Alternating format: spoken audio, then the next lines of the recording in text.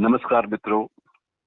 आज अप्रैल की पहली तारीख है और आमतौर पे पहली तारीख को दो तरह से याद किया जाता है। पहली अप्रैल को विशेष रूप से एक तो नया वित्त वर्ष शुरू होता है, आज से नया फाइनेंशियल ईयर। जो किताबें लोग लगाते हैं हिसाब किताब की, खातों की, बहियों की, तो वो नए सिरे से शुरू होती हैं। दूसरा, इसको इसलिए भी याद किया जाता है कि ये मूर्खों का दिवस इस रूप में भी याद किया जाता है कि जो 1 अप्रैल है, ये फूल्स डे है, मूर्खों का दिन है। मित्रों, हमें दोनों कबूल हैं, लेकिन दोनों ही कबूल होने के बावजूद हालात ऐसे हैं कि हम ना तो इसको मूर्ख दिवस के रूप में मना सकते हैं और ना ही फाइनेंशियल ईयर की नई कमेंसमेंट, नई शुरुआत के रूप में ले सकते हैं। मित्रों, व्यवस्था ने भी हाथ डाल दिए हैं।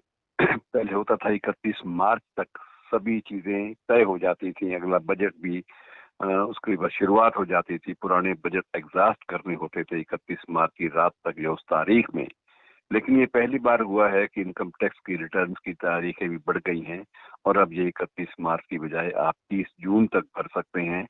मतलब यह है कि ये एक व्यवस्था द्वारा, हमारे तंत्र के द्वारा एक प्राकृतिक आपदा, एक महामारी के सामने समर्पण करने वाली बात है। बहरहाल हालात हैं, हम कुछ नहीं कर सकते, हमें इनको स्वीकार करना है। और मित्रों, वो हालत भी तो गंभीर है। इस वक्त 200 से ज्यादा देश जो है इसमें मुब्तला हैं, इस आपदा का शिकार हो रहे हैं, 200 से ज्यादा देश।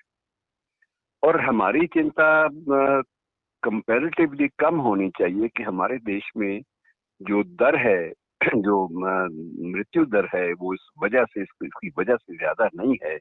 हमारे लिए थोड़ी सी संतोष की बात है, लेकिन हमारे लिए चिंता की बात भी है। और चिंता की बात क्या है कि हमारे यहाँ जो प्रति किलोमीटर जो जनसंख्या का जो औसत है, वो 455 व्यक्ति का बैठता है और अमेरिका में प्रति किलोमीटर 36 व्यक्ति की औसत बैठती है। तो ये जो अंतर है बहुत ज्यादा विशाल। ये बात अलग है कि हम उसके बावजूद हमारे यहाँ से कहीं ज्यादा अमेरिका में मृत्यु दर है कोरोना की वजह से।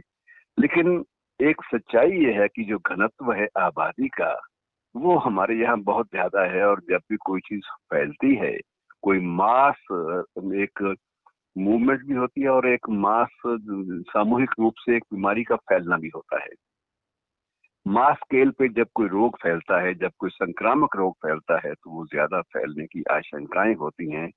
और सबसे एक दिक्कत और भी है जिसका एहसास आज हो रहा है कि हमें कुछ एहतियात की आदत भी कम रही है। ये मानकर चले, हम कभी कभी तो एहतियात से बिल्कुल ही अजीब तरह से हमें अवर्शन भी रही है। मैं ये भी वक्त कहना चाहूंगा, एक पुराना शेर भी मुझे याद आ रहा है कि अक्लो दानिश के पेच में आकर, अक्लो दानिश के पेच में आकर जिंदगी जिंदगी से हार गई। ये अक्लो दानिश के पेच में आकर जिंदगी जिंदगी से हार गई। हम न मरते थे मौत के हाथों, कसरते एहतियात मार गई। मित्रों, ये चीज हमने, एहतियात जो है वो एक कसरत लगती थी और हमने एहतियात को बिल्कुल जिंदगी का हिस्सा नहीं बनने दिया। ऐसा नहीं है कि हम बिल्कुल बेएहतियात हो गए, हमने बिल्कुल ही छोड़ दिया, आदतें बदली नहीं अपनी। हमने काफी अपने आप में सुधार भी किया, लेकिन हमने बहुत ज्यादा ध्यान नहीं दिया। हम एहतियात के कभी गुलाम नहीं हुए। और अब वो जो वर्तमान जो महामारी है, इसकी पहली शर्त है कि एहतियात, जिंदगी जीना है। अगर जीना है, लंबी उम्र काटनी है, कुछ उम्र के साल और आपने व्यतीत करने हैं, तो ये जरूरी है कि एहतियात जो है वो पहली शर्त है। एहतियात हमारी जिंदगी में कभी पहली शर्त नहीं रही मित्रों। इसमें बदल गया है सारा सिस्टम, सारी प्रणाली बदल गई है और विश्वव्यापी स्तर पर बनी, हमारे यहाँ कुछ ज्यादा बनी। झटपट विकास और तुरंत मुनाफा, तात्कालिक सुविधाएं, ये जो है ना, ये एक बहुत बड़ी प्रवृत्ति एक पूरे विश्व में घर कर गई कि हर व्यक्ति झटपट विकास चाहता है, तुरंत मुनाफा चाहता है, तात्कालिक सुविधा चाहता है। वो सिर्फ एडवांस बुकिंग कराकर ये सुनिश्चित समझता है कि जिंदगी मेरे लिए तय हो गई।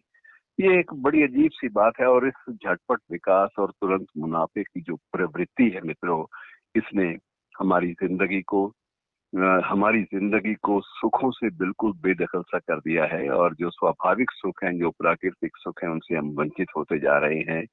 और एक और बात देखिए कि हमने जो पशुओं और पक्षियों को सिर्फ एक खाद्य सामग्री समझने की एक बहुत बड़ी भूल की है। वस्तुस्थिति ये है कि आज भी जो बीफ है वो ज्यादा महंगा और ज्यादा पसंद किया जाता है पश्चिमी देशों में, और हमारे भारत में भी कुछ लोग हैं जो इसके शौकीन हैं। तो मित्रों, ये मैं सिर्फ ये धार्मिक आधार पर नहीं कह रहा, मैं सिर्फ ये प्रकृति से कटने की बात करता हूँ कि हम प्रकृति से कटते किस तरह से जा रहे हैं हमारी जिंदगी में। आप अंदाजा लगाइए कि अब ताल तलैया बिल्कुल गायब हो चुके हैं। कहीं कोई तालाब जो है वो आपको दिखाई नहीं देता, और नए पेड़ लगाने की प्रवृत्ति खत्म होती जा रही है। जंगल जो है वो काटे जा रहे हैं, नदियों पर बांध बनाए जा रहे हैं। पेड़ पौधे तो गायब हैं ही, ताल तलैया भी गायब हैं, और सबसे बड़ी बात यह है कि अब पक्षी विज्ञानी फिक्रमंद हैं कि जो गौरैया है, जिसकी हम इतनी बातें करते थे, जिसको अपनी शायरी का हिस्सा बनाते थे, जिसको अपने गीतों के हमने स्थान दिया था, वो गौरैया भी गायब हो गई है। और अब जो पक्षी विज्ञानी हैं वो इस बात की चिंता करते हैं कि धीरे धीरे पेड़ पौधों के साथ साथ यहाँ से जो पशु पक्षी जो हैं, धीरे धीरे वो भी जीवित नहीं बचेंगे। मैं अपने गृह प्रदेश में भी कई बार जाता हूँ, वहां पर एक अ, हिरणों का एक अभयारण्य बनाया गया है सरकार की ओर से।